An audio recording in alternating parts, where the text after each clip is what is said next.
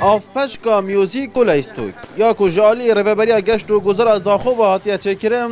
هاته وکرنو رهبری گشت و گذر زاخو جد بیجه لسر آست هرم و عراقی جی یکمه اندام که جواتا پارزگاه دوی که جی خویاده که زاخو جهجی بو پروژه این باشتر لی هاتبانه چکرن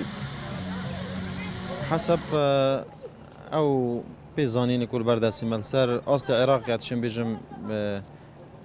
نافورت وصل نبینه که موزیک و لیزوک و هر وصل اینا را قبلند بتنی کل باجر کود چی کادیا چکینه بس نویشه و یا براستی من او هیویه هبو يعني تشتم باشتر بو زاخو بين انجام دانه بري زاخو يگشت و گزاري و نقصانه که تشوف من دایات دا هيا يعني هگر از داخوازا و یکی که اجي دنگ خو پالدم دنگ خلقه که پروژه هری باشتر بو زاخو بين دا بين کرنه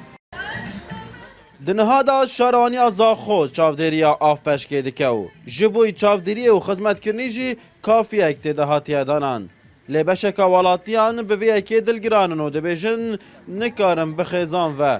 سردانه بکن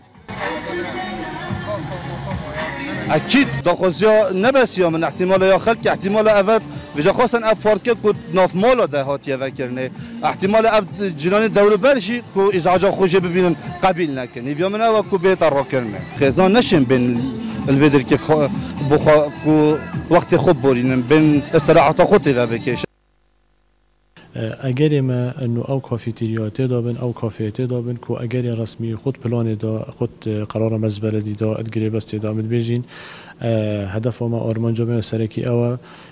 انه هین چاودیری وان پارکا بیت کردن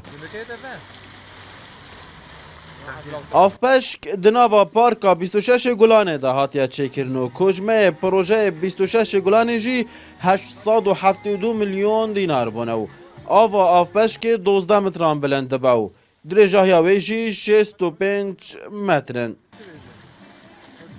دبیجن جوان مشانه لشرین کتکتانه پروژه مشانه لپروژه بفی آوایی کتکتانه اولاتی دخواستن با آوایی که سرداری دگلوان جورا پروژه هم بیتا کرن که خیزان جه به بهر نبند